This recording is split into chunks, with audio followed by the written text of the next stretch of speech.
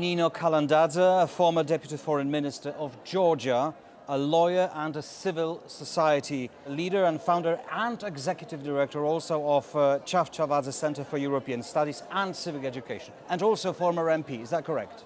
That's true. Welcome to TVP World.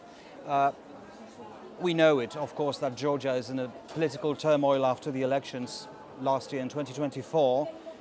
The ruling party suspended EU accession efforts, suppressing protests and the media. We know all those techniques. There are restrictions on demonstrations, of course, and increased arrests. And a lot of people also are protesting against the results of the elections. Can it bring any effect? Well, thanks for having me and thanks for keeping Georgia in your focus.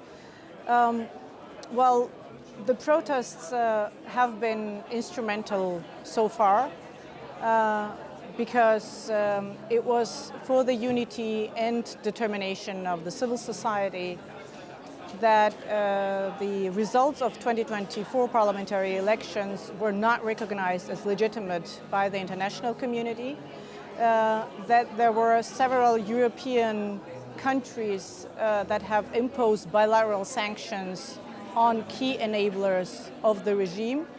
The civil society and the protest movement plays a key role that the regime still struggles. So it's a psychological, a mental role mostly? Not just psychological, but in practical terms, it brought us that far that the regime has exposed itself also in eyes of international partners, because it wasn't always the case. This regime has always been a pro-Russian regime, but because they kept playing this double game, signing the association agreement and also pronouncing or declaring a pro-European path, many of our international partners were kept in, they just didn't really see the real face behind this regime. When I spoke to your president then, a year and a half ago, just about that, President Zurabishvili, she was absolutely certain that the democratic side would win. Was it naivety? Was it just a political message then, or did you really believe that the change was possible? I think some people naively believed that change was possible. I was not among them. I always belonged to those who were pretty skeptical about the election outcome, not because the populist sentiment was less powerful, but because since 2016, this regime has managed to capture all key state institutions that are instrumental to achieve democratic change. Okay. Meaning they are controlling the government, the parliament, the judiciary, the law enforcement agencies, the constitutional court, the Central Election Commission, local municipalities, the money flow, big businesses, everything, and the media, most importantly the media. They have an overwhelming support of pro-government media outlets that spread, basically keep spreading Russian disinformation all along. So it is what we, or what the modern political scientists call an electoral autocracy. You have elections, but you can never challenge the status quo. So when you look at the even more recent elections, the local elections, with a massive victory of the Georgian dream, that being about 82%. Is it an election fraud? Is it just what kind of diagnosis did you have for this? It's not just an election fraud. It is. These elections were conducted already by a regime that was labeled as regime by the international community since the 2024 parliamentary elections. The international community, at least the civilized world, does not recognize this regime as legitimate. They kept demanding new parliamentary elections, which means the entity that has conducted elections was never legitimate in the first place. So those election outcomes we cannot regard them as indicative in any way or representative of the population in any way. The turnout was the lowest in history of Georgia's elections. Most of the opposition parties have boycotted the elections. Maybe the fact of the matter is, correct me if I'm wrong, that most Georgians really prefer to look towards Russia than towards Europe. No, that's... is it not the case? This is definitely not the case. The contrary is the case. Most of the Georgian people, and it is believed to be about 80% of the Georgian population, that is very determined that Georgia So why didn't they go to vote? West. Why the turnout was so because miserable? they've lost trust in elections, because they've lost trust in Central Election Commission and in those institutions who are responsible to hold free and fair elections. So if they did lose trust in the electoral process, but they still want to look at the West and the European Union, Europe, how are they going to do it? This is where the protest movement comes in, and this is where the freedom fighters or those who fight for democracy, this is where their role comes in, and this is a huge dilemma domestically, because on the one hand you have a power that has hijacked all power institutions. That is instrumental to achieve change democratically. On the other hand, they also have all the coercive means to suppress any kind of protest that dares to protest against the rigged elections. But so how long can it last if a majority of citizens in your country don't want links with Russia, they want to see the links with the European Union? It is becoming increasingly challenging, particularly because the regime has been increasing their repressive measures on a daily basis. Do you think it's going to work? They keep arresting people for wearing masks. So it's about the people cannot even protect themselves, let alone fight proactively against the regime. So to rebalance the power, this is where we need the international community, because the international community understands well. Well, the international community has always been on the democratic side. Absolutely. It didn't help so far. Absolutely. It hasn't helped so far. But so far, the collective West, as we call it, the international community, was in favor of elections until they realized elections are no way for Georgians to change the status quo or to challenge the regime as such.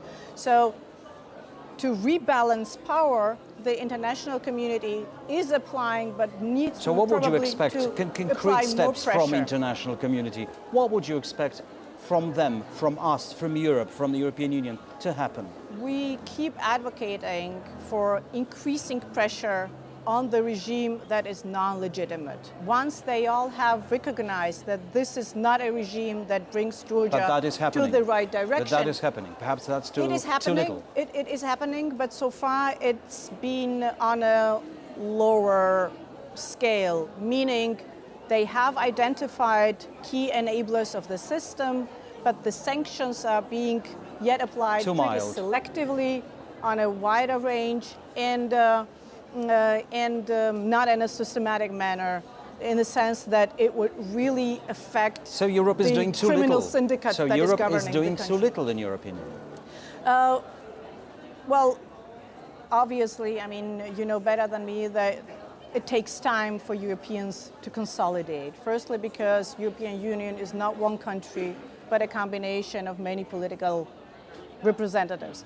They need to consolidate their power. They need to look beyond their bureaucratic restraints and be more flexible in the sense of applying also bilateral sanctions, but also key players such as Hungary or Slovakia, they are also an impediment undermining when process it comes itself. to a unified approach of the European Union as such. Are you expecting, perhaps that's what's needed, are you expecting the growth of protests in the streets of Georgia? At this point, unfortunately, I'm expecting a decrease of the protests because the repressive machinery is way too powerful at this point.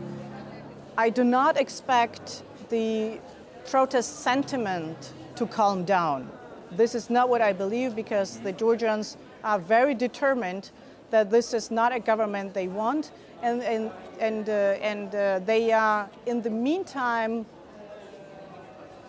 pretty much united in identifying the actual threat, that this regime is a criminal syndicate that is governed by Moscow, who is an occupier of the country. So it's, I don't believe that Georgian people will give up. What I fear is that, but they are losing given faith. The circumstance, they are losing faith, aren't they? They are not losing faith in being fightful, in a sense. But what we risk currently is that many will migrate. Many will just leave the country to simply survive, because we have examples of even Russia or Belarus, which right? And lessens the chances of an effective opposition, really. Let's put it, we need to be realistic. It's a geopolitical struggle. It's now less up to Georgian people, and more it's about how the geopolitical circumstances will settle. Now, why is it, Mrs. Kalandadze, why is it that Moldova, with similar problems in terms of the hybrid war from Russia, disinformation and so on, they did manage to resist it? Why didn't you? The key difference is that they have a sovereign government that acts in national interests, so they imply all the state means to withstand the overwhelming propaganda, while Georgia is being governed by a proxy regime that is controlled by Moscow and who is in charge of spreading disinformation, basically. So they imply, the Georgian government implies all the means to spread Russian disinformation, anti-Western cliches, and manipulate people when it comes to the EU aspiration or even Georgia-Russia relations. So if I would now compare